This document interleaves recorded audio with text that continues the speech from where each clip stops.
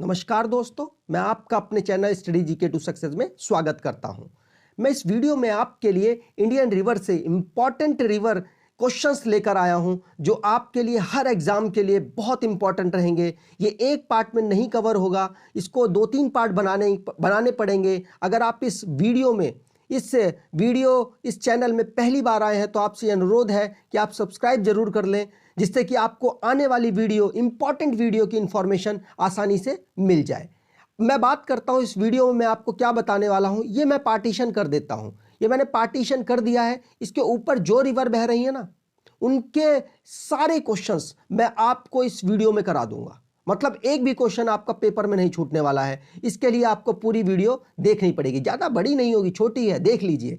भारत की कौन सी, पहला क्वेश्चन है, भारत की कौन सी नदी यहां रह गया, नदी डेल्टा बनाती है, यह बताइए। तो मैं आपको बता दूं कि मांडवी, नर्मदा और ताप्ती ये नदी नहीं बनाती। क्या बनाती हैं ये? एस्चुरीज। एस्चुरीज क्या होता है कि जब नदी मेरी बहकर आएगी वो एक तालाब सी स्ट्रक्चर बना लेगी। तालाब मतलब कि इधर अपना सी है, समुद्र है, और वो एक तालाब सी स्ट्रक्चर बनाकर वहां पर कुछ नहीं होगा, सिर्फ एक जगह से एंट्री और एक जगह से एग्जिट होगा। ठीक है, वो एस्चुरीज होती है। मैं आगे आपको इसकी अच्छी खासी फिगर दिखाने वाला हूं। आपको इसका आंसर तो पता चल गया होगा, गोदावरी है। और कौन कौन सी नदी है आप पूछना चाहोगे, और कौन सी नदी है भारत की जो डेल्टा बनाती हैं? तो मैं आपको बता दूं, गोदावरी आपको दिख रहा है यहां पर, एक है कृष्णा, ये जी बना दिया सॉरी, एक है कृष्णा। अगली बात करते हैं गंगा, अगली बात करते हैं ब्रह्मपुत्र, अगली बात करते हैं महानदी, और अगली बात करते हैं कावेरी। ये सारी नदियां क्या हैं जो कि डेल्टा बनाती हैं। आगे बढ़ जाते हैं। ये आपका आंसर, ये मैंने आपको थोड़ा दिखा रखा है कि किस तरीके से डेल्टा बनता है। ये अपना त्रिभुजाकार स्ट्रक्चर बनती चली जाती है और नदियां टूटती चली जाती हैं। ठीक है, आगे बढ़ जाते हैं। यहां पर थोड़ा सा दिखा रखा है सुंदरवन डेल्टा। अच्छा, मुझे बताइए सुंदरवन डेल्टा भारत के किस राज्य में है, ये आपको बताना है। ठीक है, गूगल करिए, कैसे करिए आप बताइए। भारत की कौन सी नदी एस्चुरी बनाती है? अभी थोड़ी देर पहले आपको मैंने बताया है। एक मांडवी हो गई, या आपको डी ऑप्शन हो जाएगा आपका सही। अगली कौन सी है? ताप्ती नदी। अगली कौन सी है? नर्मदा नदी, नर्मदा। ठीक है, ये नदियां कौन सी? ये नदियां भारत की हैं जो एस्चुरीज बनाती हैं, ना कि डेल्टा। डेल्टा कौन कौन सी बनाती हैं वो भी चलो डिस्कस कर लेते हैं। डेल्टा गोदावरी है, गंगा है, महानदी है, कावेरी है, कृष्णा है ना। ये नदियां हैं क्या जो डेल्टा बनाती हैं। आगे बढ़ते हैं। ये आपका आंसर, ये मैंने दिखा रखा है, आप देख रहे हो। यहां से एक जगह से एंट्री है, मतलब एग्जिट है, और यहां पर तालाब सी स्ट्रक्चर बन गई है, और फिर ये आपस में जाके मिल जाती हैं। आगे बढ़ जाते हैं। यहां पर मैं आपको बता दूं, मैं सिर्फ 6 नदियों की यहां पर बात करूंगा इस वीडियो में। इंडस, झेलम, चेनाब, रावी, सतलुज, एक कहां गई? व्यास। इसमें नाम नहीं लिखा हुआ, एक है व्यास। तो इन 6 नदियों की मैं बात करूंगा, उसमें सारे क्वेश्चंस कवर कर दूंगा, माफ कीजिएगा। अगला क्वेश्चन, सिंधु नदी का उद्गम स्थल कहां पर है, यह आपको बताना है। आप तब तक सिंधु नदी का आंसर दीजिए, मैं बाकी सारे ऑप्शंस एक्सप्लेन करता हूं। रोहतांग दर्रे से कौन कौन सी नदी निकलती है, मैं आपको आंसर बताऊंगा। रावी नदी है, और अगला मैं आपको आंसर बताता हूं, ब्यास नदी है। ठीक है, ये 2 नदियां हैं जो रोहतांग दर्रे से निकलती हैं। अगर मैं बात करूं लारा दर्रे से कौन सी नदियां निकलती हैं, तो एक नदी है यहां पर इन 6 में से, चेनाब नदी। चेनाब नदी कहां से निकलती है? लारा दर्रे से। अगर मैं बात करूं बेरीनाग से कौन सी नदी निकलती है? तो झेलम। जब नाग काटेगा तो झेलना तो पड़ेगा ही ना अपने को, या दूसरा पड़ोसी को ही झेलेगा। इस तरीके से आप याद कर लीजिए। आंसर आपको मिल गया होगा, सिंधु नदी से मानसरोवर झील से सिंधु नदी निकलती है। मानसरोवर झील है कहां पर? चीन के तिब्बत में ये लोकेटेड है। आगे देखते हैं, मैं इसकी आपको लोकेशन दिखाता हूं।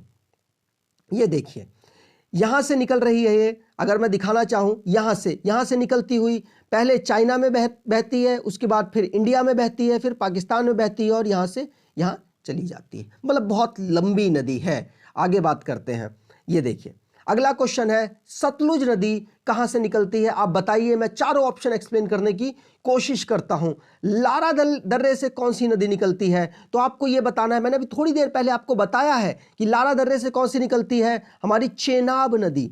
अगले बात करते हैं बेरी नाग। बेरी नाग काटेगा तो क्या करना पड़ेगा, झेलना पड़ेगा ना, तो झेलम नदी। आगे बात करते हैं रोहतांग दर्रे से रावी नदी और हमारी ब्यास नदी, ये दो नदियां रोहतांग दर्रे से। आपको आंसर मिल गया होगा, सतलुज नदी राक्षस दर्रा कह रहा हूं, राक्षस ताल से निकलती हैं। ठीक है, ये है कहां पर, तो अभी देखिए आपको दिखाता हूं स्लाइड में।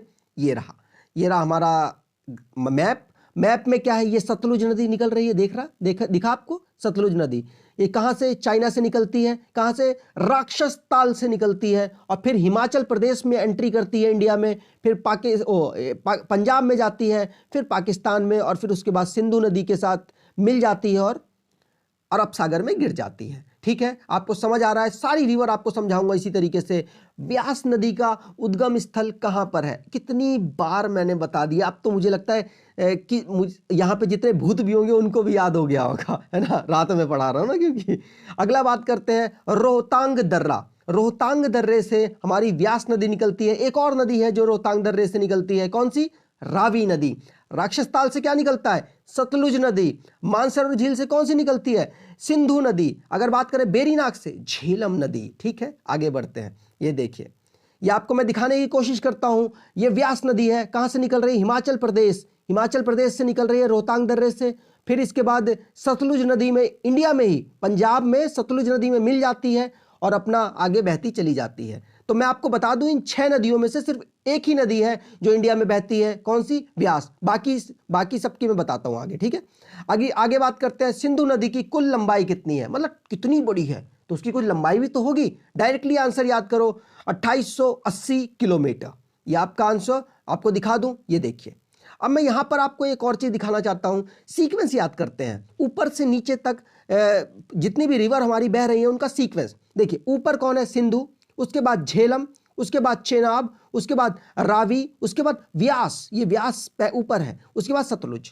समझ आया। अब और एक दो बार रिवाइज हो जाएगा तो और आपको अच्छा लगेगा।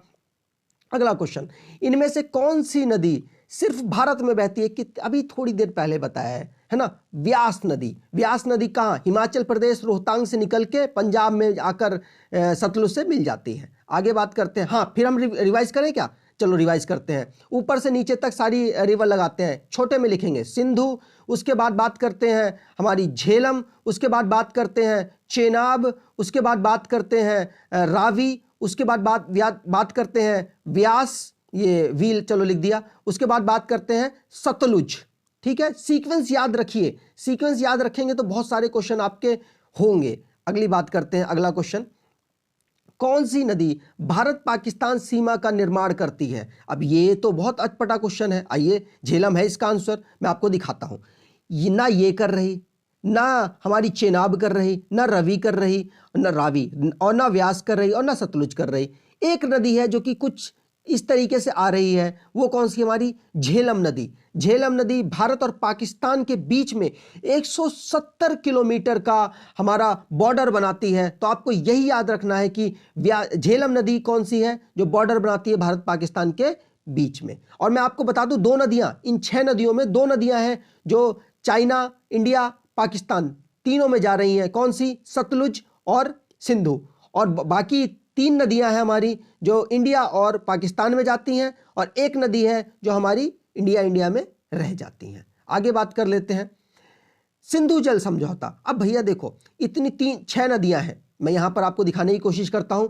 6 नदियां हैं, इन 6 नदियों में भारत की कौन सी नदी, पाकिस्तान की कौन सी नदी, मतलब नियंत्रण तो करेंगे ना, नहीं तो मान लो पाकिस्तान से लड़ाई चल रही है, भारत ने सारा पानी रोक लिया, तो इसलिए इन्होंने समझौता किया। कब किया, 1960 में किया। कहा कि भैया ऊपर की तीन तुम ले लो, नीचे की 3 हम ले लेते हैं, जैसे हम भाई बंटवारा करते हैं ना, उसी तरीके से। तो पाकिस्तान ने ऊपर की 3 ले ली। ऊपर की 3 कौन सी हैं, इंडस, झेलम, मतलब सिंधु, झेलम, व्यास, ये 3 पाकिस्तान के नियंत्रण में है, और रावी, व्यास और सतलुज भारत के नियंत्रण में है। कहोगे भारत ने इतनी छोटी छोटी क्यों नहीं, भैया भारत के पास तो और बहुत सारी नदियां हैं ना, इसलिए। ठीक है, आगे ये आपको आंसर पता चल गया होगा, 1960 आंसर है। आगे बढ़ जाते हैं, अगला क्वेश्चन क्या है, भारत का किस नदी, अच्छा ये में है, किस नदी में नियंत्रण नहीं है, भारत का किस नदी में नियंत्रण नहीं है, ये आपको बताना है। मैं ऊपर से फिर शुरू करता हूं, टॉप मोस्ट नदी कौन सी है, सिंधु, उसके बाद बात करते हैं हमारी कौन सी है, झेलम। उसके बाद बात करते हैं हमारी कौन से, चेनाब। उसके बाद बात करते हैं रावी। उसके बाद बात करते हैं व्यास। उसके बाद बात करते हैं सतलुज। तो ऊपर की 3 तो पाकिस्तान ने ली हैं और नीचे की 3 इंडिया ने ली हैं। तो बोला जा रहा भारत का नियंत्रण नहीं है, तो इन 3 में नहीं है, ढूंढ लो ये 3, सिंधु ये रही आंसर। समझ आया? बहुत ही आसान था, बहुत ही आसान टॉपिक। अगर आपको ये वीडियो अच्छी लगी है तो आपसे ये अनुरोध है कि लाइक करें और चैनल को सब्सक्राइब करें, क्योंकि इस चैनल में बहुत बेहतरीन से बेहतरीन वीडियो आपको मिलने वाली है। अगर आपको अच्छा लगे तो प्लीज सपोर्ट भी कीजिए और एक आधे अपने ग्रुप में शेयर भी कर दीजिए। धन्यवाद।